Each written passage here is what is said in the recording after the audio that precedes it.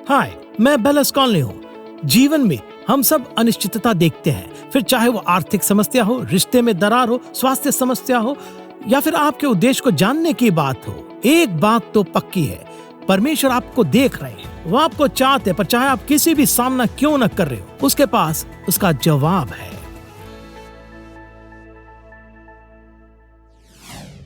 नमस्ते दोस्तों, मैं बहुत खुश हूँ कि आपने मेरे साथ जुड़ने का चुनाव किया है। मैं आपके साथ कुछ अनोखी बातें साझा करने जा रहा हूँ।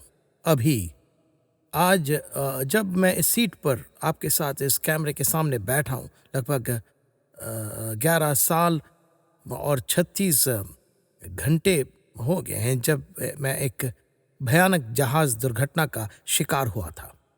मेरी चोटों के कारण मुझे जीवित रहने की उम्मीद नहीं बची थी। मैं कुछ दोस्तों के साथ कैलिफोर्निया तट से लगभग 26 मील दूर कैटलिना नामक एक द्वीप पर गया था। रात का समय था और हम लाबर्ड्स के लिए भी फ्री ड्राइविंग करने वाले थे। हम वहाँ पहुँचे, वो अमावस्या की रात थी। कुछ भी दिखाई नहीं दे रहा था। मैं पूरी बात नहीं बताऊंगा, लेकिन हम वहाँ पहुँचे। यदि हम 12 फीट किनारे होते तो ठीक रहता, पर हम एक चट्टान से टकरा गए जो एक खाड़ी के प्रवेश द्वार के पास थी, क्योंकि हम शायद 20 मील प्रति घंटे की रफ्तार से जा रहे थे। अब मुझे उस दुर्घटना का कोई स्मरण नहीं रहा। मेरे साथ जहाज पर मेरे 2 दोस्त भी थे, दोनों भी गंभीर रूप से घायल हो चुके थे, मगर हम तीनों में से मुझे सबसे ज़्यादा चोटें लगी। मेरे मस्तिष्क से खून बह रहा था। मेरी थोड़ी यहाँ से यहाँ तक नीचे की ओर मानो लटक रही थी। मेरे गले में एक बड़ा सा छेद बन गया था और मेरा गला इस तरह कुचला गया था कि आप कल्पना कर सकते हैं, मानो आप किसी टिन के डिब्बे पर पैर रखकर उसे कुचल रहे हो, कुछ ऐसे। दरअसल मेरे फ़ोन में कुछ लोग द्वारा बाद में खींची हुई तस्वीरें हैं जिसमें जहाज का पूरा डेक खून से लथपथ हो गया। डैश पर जहाँ पहिया था वहाँ खून बिखरा हुआ था और वहाँ सारा खून मेरे गले से निकला था। इसके अलावा मेरी एक धमनी में रिसाव हो गया था, क्योंकि उसमें से बहुत ज़्यादा खून बह रहा था। मेरी करोटिड धमनी में एक बड़ी सी झड़प थी, खून बह रहा था और मेरी जीभ पूरी तरह कट गई थी और लगभग टुकड़ों में बिखर गई थी। उसे वापस सिलना पड़ा। दरअसल मेरा एक डॉक्टर दोस्त था, वो अस्पताल में मुझसे मिलने आया था। मुझे उसका कोई स्मरण नहीं, लेकिन उसने मुझे बाद में बताया उसका नाम रिचर्ड है। उसने कहा कि बेलस, जब मैं आया तुम्हारी जांच की और तुमसे मिला तो ये बिल्कुल नामुमकिन है कि तुम्हारी जीभ को हुई इतनी भारी चोट के बावजूद तुमने अपना पूरा ऊपरी शिगाफ और अपना जबड़ा नहीं खोया। उसने कहा कि इसका एक ही अनुमान है, तुम्हारे स्वर्गदूतों पर विश्वास करना होगा। खैर, मेरी हालत बेहद खराब थी। यह कुछ दिलचस्प बातें हैं। जब यह घटना घटी, हम द्वीप के सुदूर पश्चिमी छोर पर थे। वहाँ कुछ भी नहीं था, मतलब मीलों मील तक कोई नहीं था, बिल्कुल निर्मनुष्य था, कुछ भी नहीं। घायल हुए लोगों में से एक ने रेडियो पर SOS बजाया, लेकिन वो असल में एक चट्टान से टकराकर सीधा ऊपर चला गया। यह ठीक उसी समय हुआ जब तटरक्षक बल का एक विमान ऊपर उड़ रहा था और उन्हें सिग्नल मिल गया, तो उन्होंने मुख्य द्वीप पर रेडियो से सूचना दी और बस हो गया। वे साल में एक दिन ऐसा करते थे जब तटरक्षक बल कैटलिना द्वीप पर ऐसे ही एक आयोजन के लिए कवायद करता था। संयोग से वे वहां से सिर्फ 1/4 मील दूर पास के खाड़ी में से ऐसे ही आयोजन के लिए कवायद कर रहे थे, तो उनके पास वहां एक नाव थी जिस पर तटरक्षक बल के लोग सवार थे। उन्हें मुख्य द्वीप से एक फोन आया और उन्हें लगा कि यह मजाक है। उन्होंने कहा, देखो दोस्तों, हम अभी कवायद कर रहे हैं, ये मजाक नहीं है। उन्होंने कहा, यह मजाक नहीं है, अभी वहां जाओ। वे हमारी दुर्घटना के 10 मिनट के अंदर ही वहां पहुंच गए और मुझे ज्यादा कुछ याद नहीं। तो वे वहां पहुंचे। ये वर्ष में एकमात्र दिन था जब तटरक्षक बल का एक हेलीकॉप्टर पहले से ही द्वीप पर मौजूद था और वे हमें वापस मुख्य द्वीप पर ले गए। मुझे लगता है कि लगभग 6 या 7 सर्जनों ने मुझ पर तकरीबन 6 घंटा तक काम किया। जब मुख्य डॉक्टर मेरी पत्नी से बात करने आए तो उन्होंने कहा कि हम सभी को लग रहा था कि हम उसे खो देंगे। हमें नहीं लग रहा था कि उसने उसके बचने की कोई संभावना है। दरअसल अगर उसे 15 मिनट बाद अस्पताल लाया जाता तो उसका खून पूरी तरह बह जाता और उसकी मौत हो जाती। तो खैर, मैं कोमा में गया था। 10 दिन तक मैं होश में नहीं आया और फिर मैं काफ़ी समय तक अस्पताल में रहा और उसके बाद मैं काफ़ी समय तक घर पर ही श्वास चिकित्सा लेता रहा। अब मैं कुछ भी निगल नहीं पा रहा था। मेरी जीभ भी काम नहीं कर रही थी। मेरा स्वर यंत्र मर चुका था। मुझे नहीं पता कि आपको इसका एहसास है या नहीं, लेकिन जब भी आप निगलते हैं तो आपका स्वर यंत्र आप आपस में मिल जाता है और फेफड़ों में जाने वाली हर चीज़ को रोक देता है। मेरी निगलने की क्षमता खत्म हो गई थी। बिल्कुल नहीं, यहाँ तक कि लार भी नहीं। अनजाने में ही हम सभी रोज़ाना लगभग 1 क्वार्ट लार निगल लेते हैं, जो हमारा शरीर बनाता है। मगर मेरे पास उसे निगलने का कोई सामर्थ्य ही नहीं बचा था। तो मेरे मुँह में एक खालीपन है। मुझे हर समय अपने मुँह को खाली करना पड़ता है। मैं पानी नहीं पी सकता क्योंकि वो सीधे मेरे फेफड़ों में जाता है। मेरे पेट में एक नली लगी थी। मैं जो कुछ भी पीता और खाता वो सीधे मेरे पेट में उस नली से होकर जाता था। लेकिन 3 महीने तक मुझे पानी का एक घूंट भी नहीं मिला। दोस्तों, यकीन मानिए आप बहुत ज़्यादा सूख सकते हैं। आखिरकार वो स्वर यंत्र अपने आप वापस जीवित हो गया और इस दौरान कुछ चमत्कारी घटनाएँ घटी। मैं पूरी कहानी तो अ, नहीं बता सकता, लेकिन आज मैं यहाँ आपके सामने बैठा हूँ 11 साल और 36 घंटों बाद, और मैं जो चाहूँ आज मैं खा सकता हूँ, पी सकता हूँ। वैसे मुझे बोलना फिर से सीखना पड़ा। मेरी आवाज़ अब पहले से बहुत अलग है क्योंकि अंदर की सारी ध्वनि क्रियाएँ अब बदल गई है। लेकिन मुझे बोलना सीखने के लिए बहुत मेहनत करनी पड़ी क्योंकि मुझे कुछ ख़ास आवाज़ें पहले से अलग तरीके से निकालनी पड़ती थी। यह बहुत ही मुश्किल था।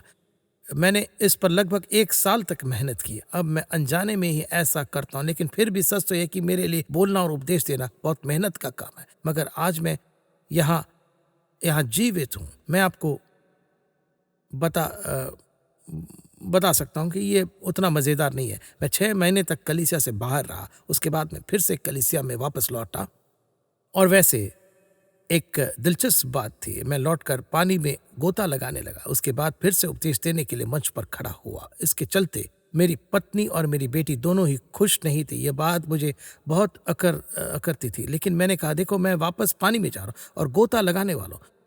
मुझे ये बेहद पसंद है और मैं करूँगा। आगे मैं फिर से समुद्र में तैरने लगा और फिर वापस उपदेश देने लगा क्योंकि गोता लगाने के लिए बात करने की ज़रूरत नहीं, लेकिन इसमें 6 महीने लग गए और जब मैं वापस आया तब भी मेरी आवाज़ बहुत बदल गई थी और मुझसे उस समय चीज़ों का उच्चारण ठीक से नहीं हो पा रहा था।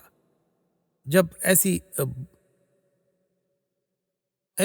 बुरी घटनाएँ घटती हैं, तो बहुत से लोगों के मन में सवाल उठते हैं। स सच तो ये है कि हमारे पास कुछ का तो जवाब है, मगर सारे जवाब नहीं है। लेकिन मेरा कोई धर्मशास्त्र ज्ञान नहीं है जहाँ मुझे हर चीज़ को समझना पड़े और हर चीज़ का जवाब जानना पड़े, तभी मैं यह मानूंगा कि परमेश्वर अच्छे हैं। मैं तब भी परमेश्वर का भला मानता हूँ जब मैं कुछ भी नहीं समझता। मुझे पता है कि इस समय कुछ लोग मेरी बात सुन रहे हैं। आपने भी अपने जीवन में कुछ विपत्तियों, नुकसानों का अनुभव किया होगा। कुछ ऐसी घटनाएं घटी होगी जिनकी आपने कभी उम्मीद ही नहीं की थी और जिनके जवाब आपके पास नहीं है। पर सुनिए, परमेश्वर अभी भी अच्छे हैं। हम एक पतित दुनिया में रहते, सब कुछ उस तरह से नहीं चलता जैसा परमेश्वर ने शुरू में निर्धारित किया था। पाप के परिणाम पूरी मानव जाति पर पड़ते हैं। लोग गलत फैसले लेते हैं। हमारा एक दुश्मन है जिसे हम शैतान कहते हैं, जिसका काम चोरी करना, मारना और सर्वनाश करना है। हाँ, वो हर वक्त गरजते हुए शेर की तरह घूमता है और किसी को निगलने की तलाश में रहता है। मेरा मतलब इसमें कई कारक शामिल है, लेकिन मैं बस यही मानता हूँ कि परमेश्वर अच्छे हैं उन चीज़ों के लिए भी जो अभी मेरे पास शेल्फ पर रखी है। मैंने कहा हे परमेश्वर, मुझे इसका महत्व नहीं समझ आ रहा, लेकिन मैं इसे शेल्फ पर रख दूंगा। मुझे सचमुच जवाब चाहिए, अभी मेरे पास नहीं है, लेकिन मैं एक चाहूंगा। लेकिन मैं जानता हूं कि तू भला और मैं जानता हूं कि तेरा वचन सच्चा है। कुरिन्थियों 13:12 एनएलटी से ये वचन सुनिए, कहता अब हमें दर्पण में धुंधला सा दिखाई देता है, परंतु उस समय आमने सामने देखेंगे। इस समय मेरा ज्ञान अधूरा है, परंतु उस समय ऐसी पूरी रीति से पहचानूंगा जैसा मैं अब परमेश्वर को पूरी तरह से पहचान गया हूं, वह दिन आने वाला है जब हमारी समझ पूरी हो जाएगी। हम सब कुछ आमने सामने स्पष्ट रूप से देख पाएंगे। दोस्तों, जो चीजें हमें अभी साफ नहीं दिख रहे हैं, वो स्वर्ग में खड़े होकर साफ दिखाई देंगे। मैं आपको गारंटी देता हूं कि कुछ चीजें जो अभी मुझे सुन रहे हैं, कुछ लोगों के लिए बड़ी समस्या है, वो है, हे परमेश्वर ऐसा क्यों हुआ, मैं आपसे नाराज हो जाऊंगा वगैरह वगैरह। जब आप स्वर्ग पहुंचेंगे तो ये कोई समस्या नहीं रहेगी। वहां पहुंचने के बाद, स्वर्ग की महिमा देखने के बाद और यीशु की उन प्रेम भरी आंखों में देखने के बाद शायद आप पूछना भी नहीं चाहेंगे। मैं आपके साथ 5 ऐसे विचार साझा करना चाहता हूं जो उस सारे त्रास और दुर्घटना से जुड़े हैं जिससे मैं गुजरा हूं। शुरुआती दिनों में उस दुर्घटना के बाद के कुछ बातें मेरे मन में आई जब मैं फिर से बाइबल का अध्ययन शुरू कर पाया था। ये ऐसी बातें हैं जो अचानक मेरे सामने आए,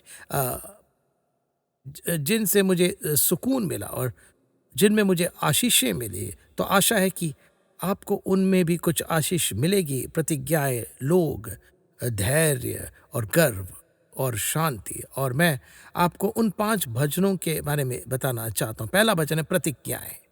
यहोशू 23:14 NY से यहोशू ने अपने जीवन के अंतिम दिनों में ये कहा था कि उसने कहा, सुनो, मैं तो अब सब संसारियों की गति पर जाने वाला हूँ और तुम सब अपने अपने हृदय और मन में जानते हो कि जितनी भलाई की बातें हमारे परमेश्वर यहोवा ने हमारे विषय में कही, उनमें से एक भी बिना पूरी हुए नहीं रही। वे सब की सब तुम पर घट गई है, उनमें से एक भी बिना पूरी हुए नहीं। जबकि अब अपने जीवन के 69वें वर्ष में मैं आपको यही बात बता सकता हूँ, प्रभु का एक भी अच्छा वादा अधूरा नहीं हुआ। यह वादा करने वाले की वफादारी और ईमानदारी के कारण है। वादा उतना ही अच्छा होता है जितना वादा करने वाला। तो तीतुस 1:2 यहाँ कहता है, परमेश्वर जो झूठ नहीं बोल सकता, उसने वादा किया है। जब मैं उस अस्पताल में बेहोश पड़ा था, अस्पताल में स्वास्थ्य इलाज ले रहा था और घर पर स्वास्थ्य चिकित्सा ले रहा था, तब बहुत से लोगों ने मेरे लिए इन वादों के लिए प्रार्थना की। दरअसल समय के साथ कई लोग मेरे पास आए, उन्होंने मुझसे कहा, पासवान जी, यही वह वादा है जिसके लिए मैंने आपके लिए प्रार्थना की थी। यह पवित्र शास्त्र का वह वचन है जो परमेश्वर ने मुझे आपके लिए प्रार्थना करने के लिए दिया है। दरअसल कुछ लोगों ने कहा, मैंने ये वादा आपकी शिक्षा से सीखा है और यह मुझे प्रार्थना करते समय मिला। मैंने आपके लिए यह वचन प्रार्थना में कहा। परमेश्वर के वादे अलौकिक है क्योंकि वे हमें उसके स्वभाव से जोड़ते हैं। जब मैं खुद को संभालने में सक्षम हुआ तो मैंने वादों के लिए प्रार्थना करना शुरू कर दिया। एक समय ऐसा भी था जब मैं अपने शारीरिक तंदुरुस्ती के शुरुआती दिनों में ही इससे बाहर आ गया था। मुझे मुझे सहारा मिला, मेरी पत्नी को सहारा मिला, हमारे परिवार को पवित्र संतों की प्रार्थनाओं से बल मिला। लेकिन फिर भी परमेश्वर के वादे अलौकिक है। जरा सुनिए, ये हमें उसके स्वभाव से जोड़ते हैं। मैं आपको 2 पत्रस 1-3-4 से पढ़कर सुनाता हूं और इसमें लिखा है, क्योंकि उसके ईश्वरीय सामर्थ्य ने सब कुछ जो जीवन और भक्ति से संबंध रखता है हमें उसी की पहचान के द्वारा दिया है, जिसने हमें अपनी ही महिमा और सद्गुण के अनुसार बुलाया है, जिनके द्वारा उसने हमें बहुमूल्य और बहुत ही बड़ी प्रतिज्ञाएं दी है, ताकि इनके द्वारा तुम उस सड़ाहट से छूटकर जो संसार में बुरी अभिलाषाओं से होती है, ईश्वरीय स्वभाव के सहभागी हो जाओ। हमें अत्यंत महान और बहुमूल्य प्रतिज्ञाएं दी गई है। इन प्रतिज्ञाओं के माध्यम से हम ईश्वरीय स्वभाव के सहभागी हुए। अब सबसे पहले मैं चाहता हूं कि आप ध्यान दें कि हमें वादे दिए गए, ये हमें दिए गए हैं। तो मेरे दोस्तों, परमेश्वर ने हमें ये वादे इसलिए दिए हैं क्योंकि वह इन्हें निभाना चाहता है और ये हमारे हैं। उसने सिर्फ ये नहीं कहा कि उसने हमें वादे दिए और उसने ये भी नहीं कहा कि उसने हमें सिर्फ महान वादे दिए, उसने ये भी नहीं कहा कि ये अत्यंत महान है। यदि वह कहा जाता कि परमेश्वर ने आपको वादे दिए तो ये काफी होता। यदि आप कहते परमेश्वर ने आपको महान वादे दिए या प्रभु ने आपको अत्यंत महान वादे दिए, लेकिन उसने कहा उसने आपको अत्यंत महान और अनमोल वादे दिए, मतलब कि ये मूल्यवान है, बहुमूल्य, योग्य है, अनमोल है। परमेश्वर जिन चीजों को अनमोल कहता है उनकी एक बहुत बड़ी सूची है।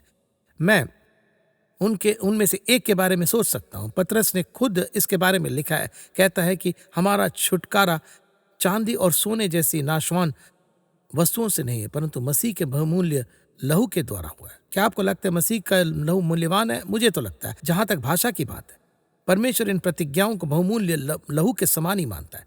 यह प्रतिज्ञा इतनी महान और बहुमूल्य क्यों है? क्योंकि इनके द्वारा हम ईश्वरीय स्वभाव के सहभागी बनते हैं। तो दोस्तों, परमेश्वर जो जो स्वभाव से है वह व्यवस्थागत नहीं है। यही वह है जो वह है, यही वो है जो हर समय उसके माध्यम से उपलब्ध है। परमेश्वर स्वभाव से पवित्र है, वह स्वभाव से ही धर्मी है, वह स्वभाव से ही पूर्णतः न्यायप्रिय और सत्यनिष्ठ है। परमेश्वर स्वभाव से ही चंगाई दाता है।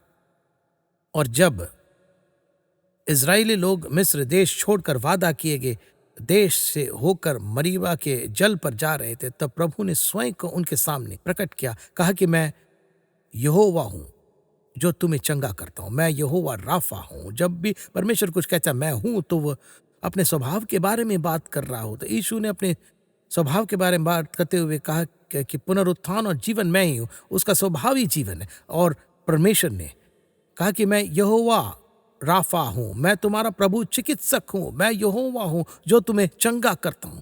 प्रभु स्वभाव से एक चंगाई दाता है। स्वर्ग में इसकी कल्पना कीजिए, जहां परमेश्वर की इच्छा पूरी तरह और पूर्णतः पूरी होती है, वहां कोई बीमारी नहीं, कोई रोग नहीं। परमेश्वर पिता और मेमने से जो कुछ भी निकलता है वह स्वास्थ्य है, संपूर्णता है, स्वास्थ्य और उसकी पूर्णता है। प्रभु का स्वभाव ही स्वास्थ्य है। और वैसे प्रभु ने इजरायलियों को 10 आज्ञाएं देने से पहले ही स्वयं को उनके चंगाईदाता के रूप में प्रकट किया था।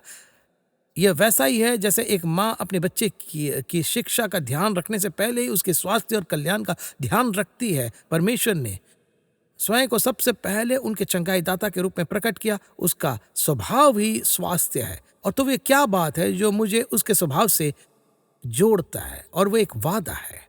उसका वादा ही पाइपलाइन है, उसका वादा ही संयोजक है, उसका वादा ही है जिससे होकर परमेश्वर का स्वभाव मुझ तक पहुंचता है। यदि आप वादा हटा देते हैं तो आप पाइपलाइन भी हटा देते हैं। यदि आप वादा हटा देते हैं तो आप उस चीज को भी हटा देते हैं जो मुझे उसके स्वभाव से जोड़ती है, और जो मैं उसके स्वभाव से प्राप्त नहीं कर सकता वह वादा के जरिए आता है। इसलिए वे अत्यंत महान और बहुमूल्य है।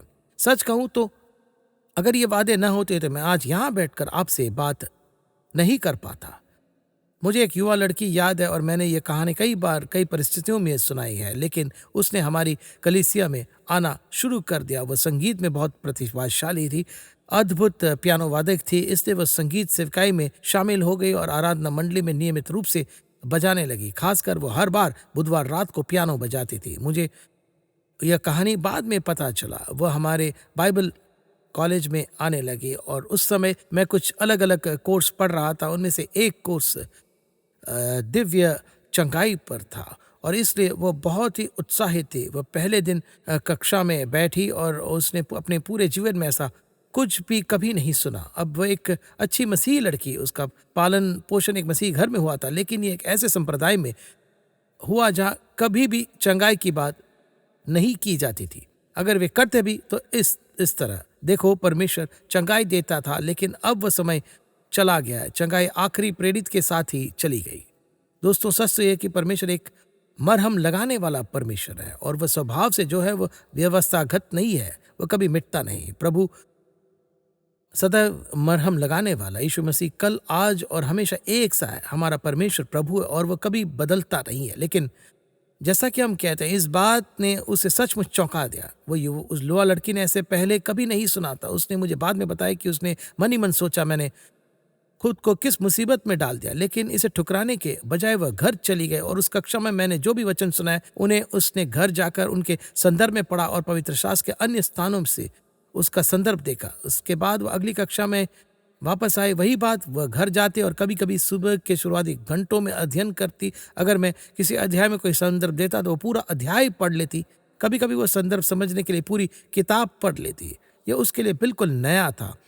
हफ्ते दर हफ्ते वह ऐसा ही करती रही। वह चंगाई पर लिखे इन सभी संदर्भित आधारित वचनों को पढ़ती रहती और दोहराती रहती थी। वह सोचने लगती कि मैंने इसे पहले कभी क्यों नहीं देखा, हमें यह पहले क्यों नहीं सिखाया गया। ये तो हर जगह है। यह उसके लिए अद्भुत रीति से बेहद ज़रूरी हो गया, क्योंकि जैसा ही उसने मुझे बताया उसके गले में एक बड़ा ट्यूमर बढ़ रहा था। मुझे इसकी पूरी कहानी नहीं पता, लेकिन मुझे लगता है कि ये एक गंभीर का खतरा था और ऐसा कुछ था जिसका इलाज सर्जरी से करना चिकित्सीय रूप से बहुत ही मुश्किल होता। तो उसके गले में यह ट्यूमर बढ़ रहा था और इसलिए चंगाई देने वाले ये वचन उसके लिए बहुत ही मुख्य है। यही उसकी जीवन रेखा है। इसलिए दिन ब दिन, हफ्ते दर हफ्ते वो पवित्र शास्त्र का गहन अध्ययन कर रहे। नीति वचन की पुस्तक में लिखा है, परमेश्वर के वचन को अपनी आंखों के सामने से ओझल न होने दे, इसे अपने हृदय में रख, इस पर कान लगा, क्योंकि जो इसे पाते हैं उनके लिए ये जीवन और उनके सारे शरीर के लिए स्वास्थ्य है। यह नीति वचन 4 है। एक रात लगभग सुबह 3 बजे उसने कहा, मैं उन वादों को पढ़ रही थी। वचन में डूबकर उसे पढ़ने, मनन करने और गहन अध्ययन करने के बाद मैं इस निष्कर्ष पर पहुंची कि यह बाइबल में है, यह मेरे लिए ही है। उसने कहा कि हे परमेश्वर, मैं इन बातों को स्वीकारती हूँ, तेरा वचन ही सत्य है, तेरे कोड़े खाने से मैं चंगी हो गई हूँ, यही सत्य है, मैं इसे स्वीकारती हूँ। उसने थोड़ी देर परमेश्वर की आराधना की। मंगलवार की रात की बात थी ये। दरअसल मंगलवार रात को हमारी क्लास रही थी। वह घर गई, सुबह लगभग 3 बजे तक वचन का अध्ययन करती रही और फिर मुझे लगता है अपने बिस्तर के पास घुटनों के बल बैठकर इस नतीजे पर पहुंची, ये मेरे लिए, ये बाइबल में है। अगले बुधवार की रात हमारी प्रार्थना सभा आयोजित हुई, तो वह आराधना मंडली के साथ अध्ययन करने के लिए जल्दी पहुंचने के लिए कलीसिया जा रही थी। गाड़ी चलाते उसके गले में गुदगुदी सी होने लगी और वह खांसने लगी। वह सड़क के किनारे गाड़ी रोकती है और जोर जोर से खांसने लगती है। उसने अपने गले के ट्यूमर को अपने हाथ में खांसकर बाहर निकाला, उसे देखा, खिड़की के नीचे की, उसे खिड़की के बाहर फेंका, खिड़की ऊपर की, ब्रेड प्रैक्टिस में आई और सबको बताया कि क्या हुआ। दरअसल ये पुष्टि हो गई कि यह ट्यूमर ही था जिसे उसे अपने हाथ में थूक दिया, ये बिल्कुल ठीक हो गई थी। तो यहाँ पर क्या हुआ? जैसे ही उसने परमेश्वर के वादे का अंगीकार किया, परमेश्वर का स्वास्थ्य स्वरूप उसमें प्रभावित होने लगा।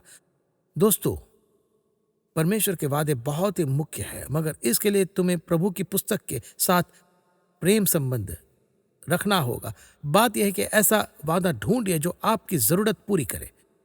उस वादे पर यकीन करने का विश्वास उस वादे से ही पैदा होता है। मैं से फिर से कहना चाहूंगा, वादे पर यकीन करने का विश्वास वादे से ही पैदा होता है। तो फिर विश्वास सुनने से और सुनना परमेश्वर के वचन से होता है। रोमियो 10:17 दरअसल इब्रानियों 6:12 और 11:33 के अनुसार वादे विश्वास से ही प्राप्त होते हैं। मैं इसे फिर से दोहरा रहा हूं, वादे पर यकीन करने का विश्वास वादे से ही आता है। इसे सुनिए, ये इब्रानियों 6:12 में है। इसमें लिखा है, ताकि तुम आलसी न हो जाओ, वरन उनका अनुकरण करो जो विश्वास और धीरज के द्वारा प्रतिज्ञाओं के वारिस होते हैं। वे प्रतिज्ञाओं को कैसे प्राप्त करते हैं?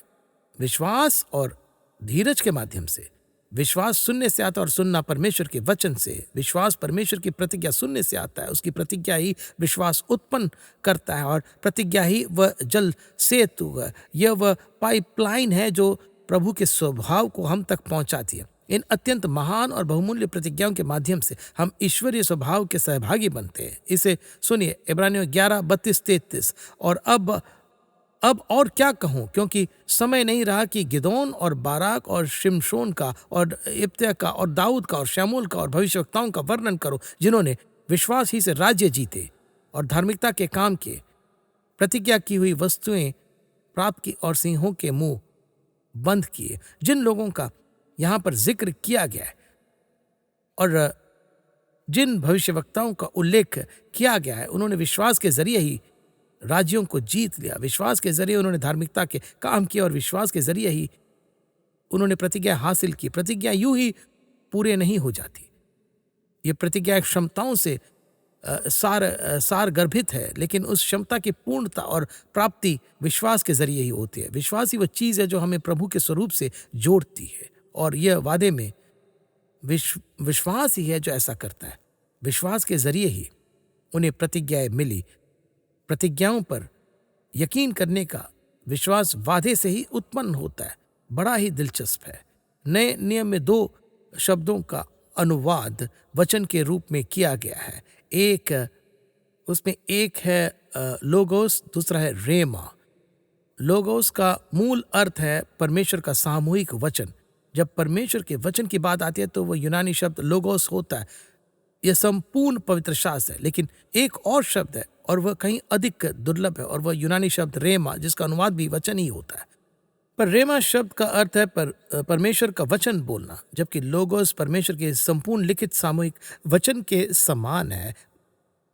महान धर्मशास्त्री और पादरी हैरी आइंस्टाइन ने लोगोस और रेमा के बीच के अंतर को कुछ इस प्रकार परिभाषित किया है। उन्होंने कहा कि लोगोस परमेश्वर का कहा हुआ वचन है। यह परमेश्वर का वचन है, परमेश्वर ने यही कहा है, यही लोगोस का अर्थ है। उन्होंने कहा रेमा परमेश्वर का वचन है, लोगोस वही है जो परमेश्वर ने कहा है, रेमा वही है जो परमेश्वर कह रहा है। यह एक विशिष्ट शब्द है, यह विशिष्ट व्यक्ति के लिए और विशिष्ट परिस्थिति में है। तो बात यह है कि यदि आप वचन में उतरेंगे तो वह आप में उतर जाएगा। यदि आप इसमें नजर डालेंगे और इस पर मनन करेंगे, यदि आप लोगोस में समय बिताएंगे तो रेमा लोगोस से निकलकर आपके पास आएगा। एक बात और है, रोमियो 10:17 कहता है, तो विश्वास सुनने से और सुनना परमेश्वर के वचन से होता है। यह रेमा शब्द है। तो विश्वास सुनने से और परमेश्वर अभी आपसे जो कह रहा है उसे सुनने से आता है। एक विशिष्ट वचन, एक वादा जो किसी विशिष्ट परिस्थिति के लिए जीवित हो उठता है। पर सुनिए, रेमा लोगों से निकलता है। मैं आपको समझाता हूँ कि मेरे कहने का क्या मतलब है। मैं आपको कुछ पढ़कर सुनाना चाहता हूँ।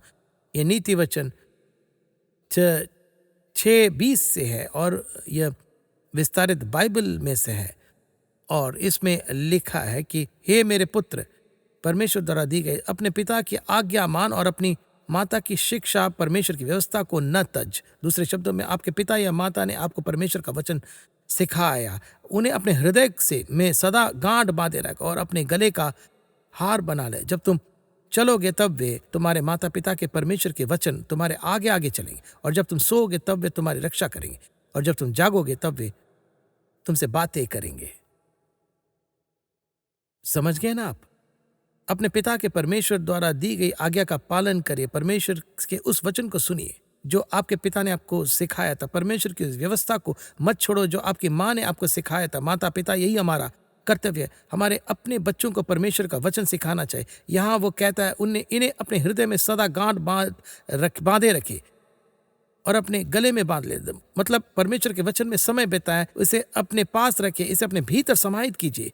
यह कहता है, जब तुम चलोगे तो वे, तुम्हारे माता पिता के परमेश्वर के वचन तुम्हारा मार्गदर्शन करेंगे। जब तुम आओगे तो वे तुम्हें संभालेंगे। जब तुम जागोगे तो वे तुमसे बातें करेंगे। रेमा प्रभु का वचन है। जैसे जैसे आप वचन में समय बिताएंगे वो आपसे बातें करना शुरू कर देगा। दोस्तों, तभी विश्वास जीवित है। इसी तरह प्रतिक्रिया प्राप्त होती है और इसी तरह हम परमेश्वर के स्वभाव के सहभागी बनते हैं। मैं यहाँ पर इन्हीं प्रतिज्ञाओं के कारण जीवित हूँ। परमेश्वर का चंगाई का स्वभाव मुझ में प्रभावित हुआ और कुछ चमत्कारिक कार्य हुए। मुझे इस बारे में और भी बहुत कुछ कहना है, लेकिन मेरे पास समय नहीं है। आपको फिर से मेरे साथ जुड़ना होगा, क्योंकि इस सब के बारे में बात करने के लिए हमारे पास और भी बहुत कुछ है। मुझे पूरी उम्मीद है कि आप मेरे साथ जरूर जुड़ेंगे। हम तब आपसे मिलेंगे। आंसर्स विद बेलिस कॉनली के पार्टनर्स और मित्रों का हम धन्यवाद करते हैं जिनसे ये प्रोग्राम संभव हुआ। अभी भेंट देने के लिए bellisconley.com पर जाइए, क्योंकि आपकी सहायता के अनुसार हम पूरे संसार में सुसमाचार ले जा रहे हैं।